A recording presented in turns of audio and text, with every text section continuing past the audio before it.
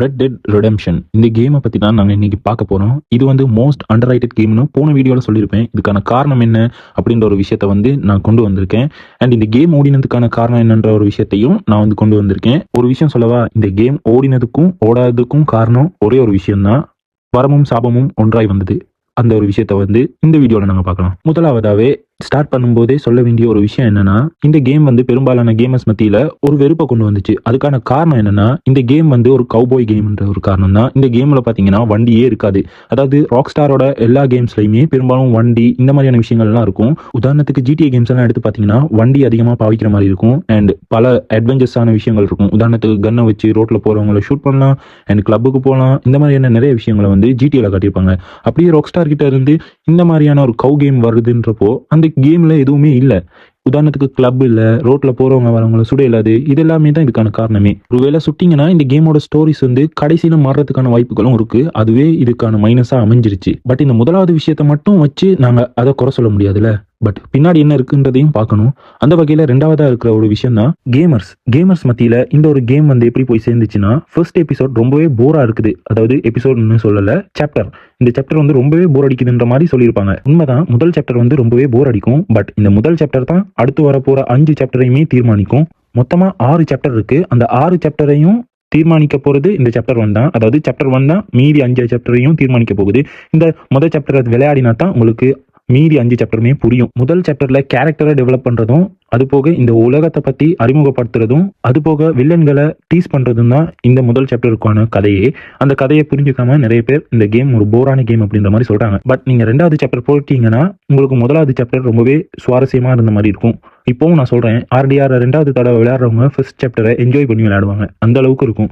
ஒரு வாட்டி தான் அது போர் அடிக்குமே தவிர, நீங்க அந்த கேமை முடிச்சிட்டீங்கன்னா உங்களுக்கு அந்த போர்ன்ற ஒரு விஷயத்த நீங்க மறந்துடுவீங்க. உண்மையிலுமே நான் RDR திருப்பி விளையாடணும்னு யோசிச்சுட்டு இருக்கேன். PS5க்கு டிஸ்க் எடிஷன் அப்கிரேட் பண்ணதுக்கு அப்புறம் நான் கண்டிப்பா அதை விளையாட தான் போறேன். ஏன்னா நீங்க 100 தடவை RDR விளையாடுன்னு சொன்னாலும் நான் தொடர்ந்து விளையாடுவேன். அந்த அளவுக்கு நான் ஒரு RDR ஃபேனா ஆயிட்டேன். அடுத்ததாவே பாத்தீங்கன்னா இந்த கேமோட லென்த் தான். மெயின் ஸ்டோரி மட்டுமே 60 ஹவரா இருக்குது. நான் மெயின் ஸ்டோரி மட்டும் தான் விளையாட போறேன்னா தாராளமா நீங்க விளையாடலாம். நீங்க உங்களுக்கு போரே அடிக்காது. ஃபர்ஸ்ட் சாப்டர் வந்து ஃபர்ஸ்ட் டைம் விளையாடும்போது கொஞ்சம் போர் அடிக்கிற மாதிரி இருக்கும். பட் அது வந்து அடுத்த தடவை விளையாடும்போது போர் அடிக்காது. ரெண்டாவது சாப்டர் போனதுக்கப்புறம் ஃபர்ஸ்ட் சாப்டர் நல்லா இருக்கும். பட் மெயின் ஸ்டோரி மட்டும் தான் விளையாட போறேன்றவங்களுக்கு இது வந்து ஓகேன்ற மாதிரி தான் அமையும். பட் நான் மெயின் ஸ்டோரி மட்டும் விளையாட போறது இல்லை, சைட் குவாட்ஸையும் விளையாட போறீங்கன்னா உங்களுக்கு கண்டிப்பா 150 ஹவராவது ஆகும். அது போக hunting, stranger missions, fishing, explore, challenges இது எல்லாத்தையும் விளையாடி முடிக்கிறதுக்கு கண்டிப்பா 200 ஆகிடும். அந்த அளவுக்கு மிகப்பெரிய கேம் இந்த கேம் RDR. அதனாலேயே நிறைய பேருக்கு மனசுல சலிப்பை தட்ட தொடங்கியிருக்கும். அதனாலதான் நிறைய பேர் இந்த கேமை வந்து வெறுத்து தள்ளுறாங்க. அதை வந்து குறைய சொல்ல முடியாது. நிறைய பேருக்கு டைம் ஸ்பெண்ட் பண்ணி இந்த கேம் விளையாடணுமான்னு தோணும். பட் இருந்தாலுமே இந்த கேம் கொடுக்குற அனுபவம் வந்து வேற எந்த ஒரு கேமும் எனக்கு இது வரைக்கும் கொடுத்ததில்ல. அதனாலேயே நான் வந்து டைமை மெனக்கட்டு விளையாடிடலாம். அந்த அளவுக்கு ரொம்ப நல்லா இருந்துச்சு. பட் நீங்க வந்து ஒரு புது கேமிங்குள்ள இப்பதான் புதுசா வாரீங்க, உங்களுக்கு வந்து ஸ்டோரி கேம்ஸுக்குள்ள இப்பதான் புதுசா வாரீங்கன்னா இந்த கேமை வந்து நீங்க கண்டிப்பா விளையாடாதீங்க. அதாவது சில காலங்கள் தள்ளினதுக்கு அப்புறம் நீங்க விளையாடலாம். கண்டிப்பா 1 வருஷமோ 2 வருஷமோ தாண்டினதுக்கு அப்புறம் விளையாடலாம். அது வரைக்கும் குட்டி குட்டி கேம்ஸ் எல்லாம் விளையாடுங்க. குட்டி குட்டி கேம்ஸ்னா வே அவுட் இல்லைனா லாஸ்ட் ஆஃப் அஸ் மாதிரியான சின்ன சின்ன ஸ்டோரி கேம்ஸை விளையாடுங்க. இது வந்து பெரிய ஸ்டோரி கேம்ஸ் தான். பட் ரொம்ப நேரம் எல்லாம் இருக்காது, கொஞ்ச நேரம் தான் போகும். அதனாலேயே நான் சொல்றேன். அதனால நீங்க இந்த மாதிரியான கேம்ஸை வந்து விளையாடுங்க. முதல்ல நீங்க வந்து கேமை விளையாட பழகுங்க. ஸ்டோரி கேம்ஸ் அண்ட் அந்த மாதிரியான விஷயங்களை விளையாட பழகுங்க. உங்களுக்கு வந்து டைம் பிரச்சனைகளை வந்து நீங்க தாக்கு பிடிக்க பழகிட்டீங்கன்னா அதுக்கப்புறம் RDRக்குள்ள நீங்க அழகா வரலாம். ஏன்னா RDRக்கு தேவையே பொறுமையும் டைமும் தான். உங்களுக்கு விளையாடுற அளவுக்கு பொறுமை இல்லைன்னா நீங்க RDR அன்இன்ஸ்டால் பண்ணிடுவீங்க. கண்டிப்பா நான் சொல்றது அதுதான். RDR நீங்க அன்இன்ஸ்டால் பண்ணிடுவீங்க உங்களுக்கு பொறுமை இல்லைன்னா. இந்த கேமுக்குள்ள எக்ஸ்ப்ளோர் பண்ண வேண்டிய விஷயங்கள் நிறைய இருக்குது. பட் நிறைய பேர் எக்ஸ்ப்ளோர் பண்ணாம தான் விளையாடுவாங்க. நானுமே அப்படித்தான். நான் வந்து இந்த கேமை ஃபுல்லா எக்ஸ்ப்ளோர் பண்ணணும்னு தான் நினைச்சேன். பட் என்னால பாதி அளவு கூட எக்ஸ்ப்ளோர் பண்ண முடியல. என்னோட லைவை பார்த்துருந்தீங்கன்னா தெரியும். நான் வந்து ஏலியன்ஸ் இந்த மாதிரியான மர்மமான விஷயங்களை வந்து கேம்ல கண்டுபிடிச்சிருப்பேன். பட் என்னால இன்னும் எக்ஸ்ப்ளோர் பண்ணலாம். பட் அதுக்கான நேரங்கள் எனக்கு கிடைக்கல. அதனால நான் கேமை டப்புன்னு விளையாடி முடிச்சுட்டு போயிட்டே இருந்துட்டேன். இப்போ நான் இதை தான் சொல்றேன், நீங்க ஒரு கேமரா இருக்கும் பட்சத்தில் நீங்க இந்த கேமை வந்து முதல்ல விளையாட தொடங்காதீங்க. இந்த மாதிரியான கேம்ஸ் எல்லாம் நீங்க பொறுமையா விளையாடுங்க, அழகா விளையாடலாம். ஒருவேளை இல்ல நான் விளையாடத்தான் போறேன், தலைகீழா தான் தண்ணி குடிப்பேன்னு சொன்னீங்கன்னா ஓகே, மெயின் ஸ்டோரியை மட்டும் விளையாடுங்க. சைட் ஸ்டோரி எல்லாம் அதுக்கப்புறமா பாத்துக்கலாம். ரெண்டாவது வாட்டி விளையாடும் போது பாத்துக்கலாம். இந்த கேமை வந்து நான் ரெண்டாவது தடவையும் விளையாடணுமா அப்படின்னு நிறைய பேர் யோசிப்பீங்க. ஒரு வாட்டி விளையாடி பாருங்க, அப்புறம் உங்களுக்கே புரியும். அடுத்ததாவே நாங்க பார்க்க போறது என்னன்னா, இந்த கேம் ஓடாததுக்கு இன்னொரு காரணம் RDR1. எஸ், RDR1மே ஒரு காரணம் தான். உதாரணத்துக்கு பாத்தீங்கன்னா இந்த RDR2 தான் முதல்ல நடக்கிற அந்த ஒரு கதையே. அதுக்கப்புறமா தான் RDR1 நடக்குது. பட் இருந்தாலும் நீங்க RDR1 வாங்கணும்னா அதுக்கு காசை மட்டும் நீங்க பாத்தீங்கன்னா வாயை பொழந்துருவீங்க.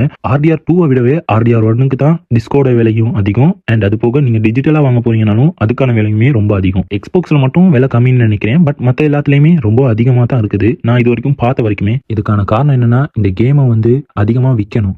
அதாவது நீங்க ஆர்டிஆர் 2 விளையாடினதுக்கு அப்புறம் தான் நீங்க ஆர்டிஆர் 1 வாங்குவீங்க. ஆர்டிஆர் 2 நல்லா இருக்குதுன்ற பட்சத்தில் நீங்க ஆர்டிஆர் 1 தான் அடுத்து விளையாடணும்னு ட்ரை பண்ணுவீங்க. ஏன்னா ஆர்டிஆர் 2க்கு அப்புறம் தான் ஆர்டிஆர் 1 நடக்குது. அதனால நீங்க அடுத்து என்ன நடக்க போகுதுன்ற ஒரு விஷயத்தை வந்து அவதானிக்கிறதுக்காகவே இந்த கேமை வாங்க ஆர்வப்படுவீங்க. அண்ட் கேமை வந்து கூட்டி விற்கிறதால அவங்களுக்கு ஒரு லாபமுமே கிடைக்கும். பட் அது இப்போ வரைக்குமே பேக் ஃபயரா தான் அமைஞ்சிருக்கு. ஏன்னா நிறைய பேர் ஆர்டிஆர் 2 விளையாடுற அளவுக்கு 1 விளையாடி இருக்க மாட்டாங்க. நானுமே ஆர்டிஆர் 1 விளையாடணும்னு தான் ட்ரை பண்றேன். பட் என்னால முடியல. அது வரைக்கும் நான் காத்து இருக்கேன். பட் டிசம்பர் மாசம் ஆஃபர் வர்றதால நான் எனக்கு தெரிஞ்ச ஆர்டிஆர் விலை குறைச்சி வைப்பாங்க. அந்த டைம்ல நீங்க எல்லாரும் வாங்கினீங்கன்னா ஈஸியாக எடுத்துடலாம். பட் அப்போவுமே கொள்ள காசு தான் இருக்கும். பட் ஏதோ வாங்க முடிஞ்சவங்க வாங்கிடுங்க. சீக்கிரமாக வாங்க ட்ரை பண்ணுங்க. அண்ட் டிசம்பர் மாதம் வரும்போது நிறைய ஆஃபர்ஸ் வரும். அந்த டைமில் நீங்கள் வாங்கினீங்கன்னா ரொம்ப நல்லாயிருக்கும். இன்னொரு காரணமும் இருக்குது இந்த ஆர்டிஆர் ஓடாததுக்கு. அதாவது ஆர்டிஆரை பெரும்பாலும் நிறைய பேர் விளையாடாததுக்கு ஒரு காரணம் இருக்குது. கேமிங்னு வரும்போது இந்த கேமை விளையாடுறவங்க பார்த்தீங்கன்னா பெரும்பாலும் 15லேருந்து அதுக்கு மேற்பட்டவங்க தான் விளையாடிட்டு இருக்காங்க. பட் கேமிங் இந்த காலத்தில் மற்ற கேம்ஸ் எல்லாம் விளையாடும் போது பார்த்தீங்கன்னா 15லேருந்து 18 வயசுக்குள்ள இருக்கிறவங்க தான் பெரும்பாலும் கேம்ஸ் விளையாடுவாங்க. பட் 15லேருந்து 18 வயசுக்குள்ள இருக்கிறவங்க தான் பெரும்பாலும் இந்த ஆர்டிஆர் கேமை பிடிக்கலன்னு சொல்றவங்க. அண்ட் இந்த கேமை பிடிச்சிருக்குன்னு சொல்றவங்க பார்த்தீங்கன்னா 20லேருந்து 25க்குள்ள இருக்கிறவங்க தான். ஏன்னா அவங்க தான் இந்த மாதிரியான கேம்ஸை வந்து விரும்பி விளையாடுவாங்க. பட் கேமிங்னு எடுத்து பார்க்கும்போது 18லேருந்து 15 வயசுக்குள்ள இருக்கிறவங்க தான் இந்த கேமிங்கை வந்து அதிகமாக விளையாடுறவங்க இருக்கிறாங்க. அதனாலேயே இந்த கேம் என்னமோ ஓடலன்னு நினைக்கிறேன். இது வந்து என்னோட கருத்து தான். இங்கே கூடி கேம் விளையாடுற சின்ன பசங்க, ஆர்டிஆர் விளையாடுற சின்ன பசங்க கிட்ட கேட்டு பார்த்தீங்கன்னாலே தெரியும். ஆர்டிஆர் உனக்கு பிடிச்சிருக்கான்னு கேட்டிங்கன்னா கண்டிப்பாக பிடிக்கலன்னு தான் சொல்லுவாங்க. இதை வச்சு நிறைய மீம்ஸ் கூடி வந்துச்சு அந்த டைமில். இப்போவுமே மீம்ஸ் இருக்குது. என் கண்ணில் அடிக்கடி பட்டுச்சுன்னா நான் இந்த வீடியோவில் நடுவில் போட பார்க்குறேன். அண்ட் இன்னொரு விஷயமும் இருக்குது. இந்த கேம் ரிலீஸ் ஆகும்போது ஸ்பைடர்மேன் கேமுமே ரிலீஸ் ஆச்சு. God of War game release ஆச்சு. Call of Duty Black Ops release ஆச்சு. அதாவது Call of Duty Black Ops 4 கடைசியாக அசாசின்ஸ் கிரீட் ஓடிசி ரிலீஸ் ஆச்சு. இதனால கூடி இந்த கேம் ஓடாமல் இருக்கிறதுக்கான வாய்ப்புகள் இருக்கு. கூட்டமாக நிறைய போட்டிகள் வந்ததால இந்த கேம் மறைஞ்சிருக்கலாம். ஏன்னா ஆர்டிஆர் 1மே நிறைய பேர் விளையாடி இருக்க மாட்டீங்க. அதாவது GTA மாதிரியான கேம்ஸை பார்த்துட்டு இந்த மாதிரியான கேமுக்குள்ள வர யோசிப்பீங்க. ராக்ஸ்டாரோட அண்டர்ரைட்டட் கேம்ல ஆர்டிஆர் இது ஃபர்ஸ்ட் டைம் இல்லை. இதுக்கு முதல்ல நிறைய கேம்ஸ் இருக்கு. அதை பத்தி நான் வீடியோ போட ட்ரை பண்றேன். நிறைய பேருக்கு இப்போ கூடி கோவம் வரலாம். இந்த கேமை வந்து மோஸ்ட் அண்டர்ரைட்டட் கேம்னு சொல்றியே, இந்த கேம் எனக்கு நல்லா இருந்துச்சு அப்படின்னு. இது வந்து எனக்குமே நல்லா இருந்துச்சு. உங்களுக்கு எவ்வளவு பிடிக்குதோ அதை விடவே எனக்கு அதிகமாக பிடிக்கும் இந்த கேம். என்னை பொறுத்த வரைக்கும் GTAவை விடவே பெஸ்ட் கேம் GTA இல்லை. இது வரைக்கும் ராக்ஸ்டார் உருவாக்கினதுலேயே பெஸ்ட் கேம். இது வரைக்கும் வந்த கேம்லேயே இதுதான் பெஸ்ட் கேம். பட் இதை நான் வந்து ஏன் எல்லாருமே அண்டர் ரைட்டட்னு சொல்றாங்கன்னு நான் சொல்றேன்னா, இந்த கேமை பத்தி யாருமே அதிகமாக பேசவே இல்லை. இந்த கேமை பத்தி கண்டுக்கவே இல்லை. அந்த அளவுக்கு இருக்கு இந்த கேமோட நிலைமை. இந்த கேம் கிட்டத்தட்ட கேம் ஆஃப் இயர் வாங்கி இருக்க வேண்டியது. பட் God of War போட்டிக்கு வந்து தூக்கிட்டாரு. 2018ல எல்லாருமே God of War பத்தி தான் பேசிட்டு இருந்தாங்க. அண்ட் ரெண்டாவதா பாத்தீங்கன்னா ஸ்பைடர்மேன் பத்தி பேசிட்டு இருந்தாங்க. அண்ட் அசாசின்ஸ் கிரீட் ஃபேன் வந்து ஏற்கனவே இருந்தாங்க. அது போக ஷூட்டிங் கேம் சைட்ல கால் ஆஃப் டியூட்டி பிளாக் ஆப்ஸ் 4 வந்து நிறைய பேர் பேசிட்டு இருந்தாங்க. பட் GTA உருவாக்கின அதே கம்பெனி தான் அப்படின்ற ஒரு விஷயம் வந்து நிறைய பேருக்கு தெரியாம இருந்திருக்கலாம் அந்த டைம்ல. பட் இப்போதைக்கு இந்த டைம்ல வந்து கொஞ்சம் ஆர்டிஆரோட பேச்சு ரொம்பவே அதிகமாயிருக்கு. பட் இப்போவுமே பத்தல தான், ரொம்பவே கம்மியாக தான் இருக்குது. இதனால தான் நான் ஆர்டிஆர் மோஸ்ட் அண்டர்ரைட்டட் கேம்னு சொல்றேன். இதுல உங்களுக்கு ஏதாவது கருத்து இருக்கா அப்படின்றத மறக்காம சொல்லிட்டு போங்க.